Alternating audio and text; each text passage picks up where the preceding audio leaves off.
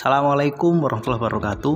Selamat datang kembali di Ruang Belajar. Pada kesempatan kali ini kita akan belajar bersama tentang ketenagakerjaan.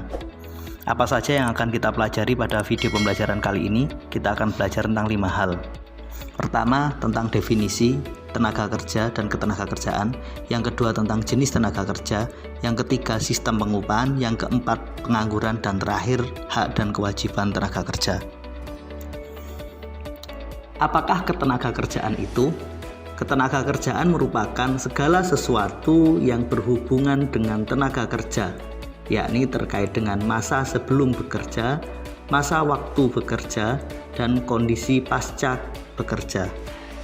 Ketenagakerjaan terkait dengan tenaga kerja dan bukan tenaga kerja. Sebelum kita memahami apa itu tenaga kerja dan bukan tenaga kerja, ada baiknya kita memahami tentang apakah lapangan kerja itu. Lapangan kerja merupakan bidang pekerjaan atau jenis pekerjaan di mana seseorang melakukan pekerjaan. Sedangkan kesempatan kerja merupakan tersedianya lapangan kerja bagi angkatan kerja yang ingin dan mau membutuhkan pekerjaan. Berikutnya, apakah tenaga kerja itu? Tenaga kerja merupakan penduduk usia produktif yang mampu bekerja baik untuk diri sendiri ataupun untuk sebuah perusahaan. Tenaga kerja terbagi menjadi angkatan kerja dan bukan angkatan kerja. Angkatan kerja merupakan penduduk produktif yang mampu bekerja secara fisik ataupun secara mental. Angkatan kerja biasanya penduduk dengan usia 15 sampai dengan 64 tahun. Sementara bukan angkatan kerja merupakan penduduk usia produktif yang siap bekerja dan mau bekerja, akan tetapi belum melakukan aktivitas pekerjaan, misalnya karena sekolah, seperti pelajar, mahasiswa, ibu rumah tangga, ataupun mereka yang menyandang disabilitas atau cacat. Lantas, siapa saja yang bukan merupakan tenaga kerja? Bukan tenaga kerja merupakan semua penduduk yang sudah tidak berusia produktif lagi atau tidak mampu melakukan aktivitas kerja. Misalkan mereka adalah kelompok penduduk yang di bawah usia 15 tahun atau di atas usia 64 tahun. Sejatinya, terkait dengan definisi usia tentang angkatan kerja atau bukan angkatan kerja, terdapat beberapa perbedaan pendapat. Ada yang menyebutkan bukan tenaga kerja di bawah 10 tahun, ada juga yang menyebutkan bukan tenaga kerja di atas 60 tahun. Namun dalam kesempatan kali ini kita menganut definisi bukan tenaga kerja adalah di bawah 15 tahun atau di atas 64 tahun. Berikutnya jenis-jenis tenaga kerja. Ada 3 jenis tenaga kerja. Pertama adalah tenaga kerja terdidik, kedua tenaga kerja terlatih, dan ketiga adalah tenaga kerja yang tidak terdidik ataupun tidak terlatih. Tenaga kerja terdidik adalah tenaga kerja yang membutuhkan pendidikan terlebih dahulu sebelum melaksanakan aktivitas pekerjaan. Pendidikan di sini terkait dengan pendidikan formal, misalkan guru, dokter, perawat, atau sejenisnya. Sementara tenaga kerja terlatih adalah tenaga kerja yang memiliki keterampilan khusus, membutuhkan pelatihan-pelatihan yang harus mereka ikuti agar memiliki keterampilan dalam melaksanakan pekerjaannya, misalkan montir, perias, pengantin, make up artis, atau tenaga kerja lain yang membutuhkan pelatihan. Berikutnya, tenaga kerja tidak terdidik dan tidak terlatih merupakan tenaga kerja yang hanya mengandalkan kekuatan fisiknya untuk melaksanakan aktivitas pekerjaannya. Dia tidak membutuhkan pendidikan atau keterampilan khusus agar bisa melaksanakan pekerjaan tersebut. Misalkan petugas kebersihan, penyapu jalanan, penjaga palang pintu kereta api, atau yang lain sebagainya. Sistem pengupahan. Upah merupakan balas jasa yang diterima pekerja atas pekerjaan yang telah diselesaikan. Ada berbagai jenis upah yang diterima oleh pekerja, mulai dari gaji, tunjangan, dan lain sebagainya. Ada 3 jenis model pengupahan. Pertama, basis satuan. Yang kedua, berbasis waktu, dan yang ketiga adalah upah minimum. Upah berbasis satuan adalah upah yang diberikan berdasarkan jumlah unit yang berhasil diselesaikan oleh seorang pekerja. Misalkan seorang penjahit atau pengrajin yang mendapatkan upah setelah menyelesaikan berapa banyak jumlah yang mampu diselesaikan. Upah berbasis waktu merupakan pemberian upah didasarkan pada lama waktu bekerjanya.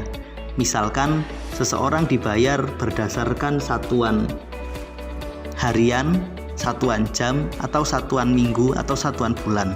Contohnya buruh bangunan atau buruh tani yang dibayar berdasarkan satuan waktu. Berikutnya upah minimum merupakan standar upah minimal yang harus dibayarkan oleh perusahaan agar seorang pekerja dapat memenuhi kebutuhan hidupnya secara layak. Upah minimum misalkan upah minimum provinsi, upah minimum regional, atau UMK, upah minimum kabupaten. Pengangguran.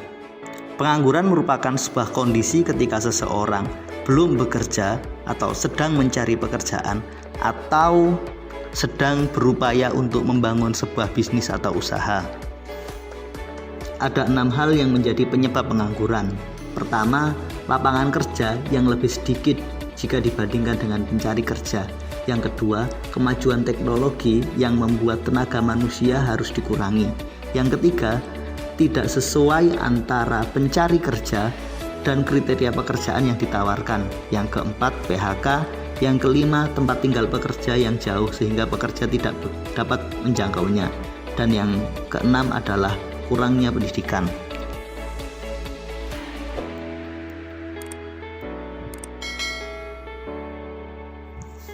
Jenis pengangguran menurut penyebab terjadinya pengangguran.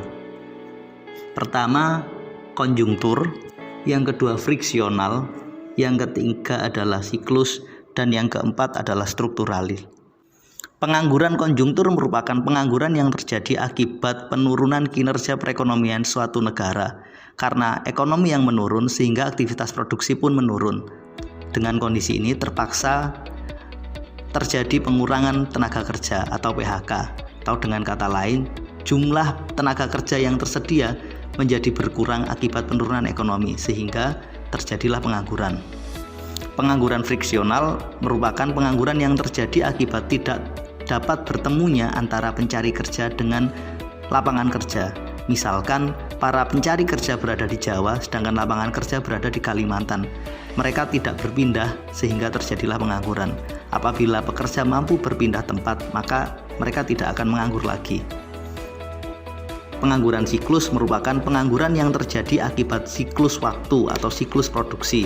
Misalkan di sektor pertanian, beberapa orang menganggur karena mereka sudah tidak lagi menanam atau pasca tanam, atau yang lain menganggur karena cuaca sedang buruk bagi para nelayan. Jadi pengangguran siklus terjadi pengangguran sementara karena kondisi waktu. Yang berikutnya, pengangguran struktural merupakan pengangguran yang terjadi karena perubahan struktur kondisi perekonomian. Perubahan struktur tenaga kerja menyebabkan para tenaga kerja tidak lagi dibutuhkan. Mereka harus bergeser dan berlatih agar tidak menganggur. Misalkan perubahan teknologi yang membuat tenaga kerja tidak mampu mengikuti perkembangan teknologi seperti hari ini. Hari ini banyak terjadi pengangguran karena sistem penjualan tidak lagi dilakukan secara offline, melainkan ke online. Mereka yang tidak mampu beralih dan terampil secara pemasaran online akan tergeser atau menjadi menganggur. Pengangguran menurut lamanya bekerja. Ada namanya pengangguran terbuka, pengangguran terselubung, dan setengah menganggur. Pengangguran terbuka merupakan seseorang yang benar-benar tidak bekerja atau sedang mencari pekerjaan. Intinya pada saat itu orang tersebut belum bekerja. Pengangguran terselubung merupakan orang yang bekerja namun memiliki produktivitas yang rendah. Atau dengan kata lain, sebenarnya pekerjaan itu hanya bisa dilaksanakan oleh 2 orang, namun terpaksa dilaksanakan oleh 3 orang, sehingga berjalan secara tidak efisien. Berikutnya, setengah menganggur adalah orang yang bekerja namun waktu kerjanya sangat pendek, kurang dari 35 jam per minggu. Misalkan para pekerja paruh waktu yang bekerja serabutan, kadang hari ini bekerja dan kadang besok, merupakan salah satu contoh dari setengah menganggur. Hak dan kewajiban tenaga kerja.